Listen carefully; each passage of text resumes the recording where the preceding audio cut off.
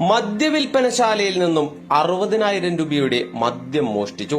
എടമുട്ടത്തെ ബെവ്കയുടെ ചില്ലറ മദ്യവിൽപ്പനശാലയിൽ നിന്നാണ് 60,050 രൂപ വിലമതിക്കുന്ന 29 ലിറ്റർ മദ്യം മോഷണം പോയത്.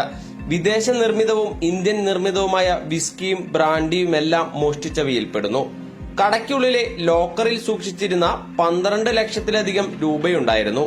ഇത് നഷ്ടമായിട്ടില്ല.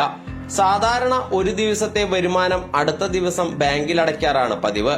അങ്ങനെ സൂക്ഷിച്ചതായിരുന്നു പണം.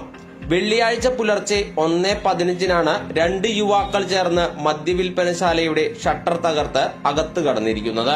പുറത്തും അകത്തുമെല്ലാം മുളകുപൊടി വിതറിയായിരുന്നു മോഷണം നടത്തിയത്. ആവശ്യമുള്ള മദ്യം തെരഞ്ഞെടുത്ത് ട്രാക്കിംഗ് ബാഗിലും മദ്യത്തിന്റെ കേസിലുമാക്കി ഇരുവരും സ്ഥലം വിടുകയായിരുന്നു. 1.25 മണിക്കൂർ ഇവർ മദ്യവിൽപ്പനശാലയിലുണ്ടായിരുന്നു. പാന്റും ഷർട്ടും കയ്യുറകളും ധരിച്ച് മുഖം മറച്ചാണ് മോഷ്ടാക്കൾ എത്തിയത്. വലപ്പാട് പോലീസും ഫോറൻസിക് വിദഗ്ധരും ഡോഗ് സ്ക്വാഡും പരിശോധന നടത്തി. CCTV ദൃശ്യങ്ങൾ പരിശോധിച്ചെങ്കിലും ഇവരെ തിരിച്ചറിഞ്ഞിട്ടില്ല. പോലീസ് സമീപത്തെ മറ്റ് CCTV ദൃശ്യങ്ങൾ കൂടി പരിശോധിച്ചു വരികയാണ്.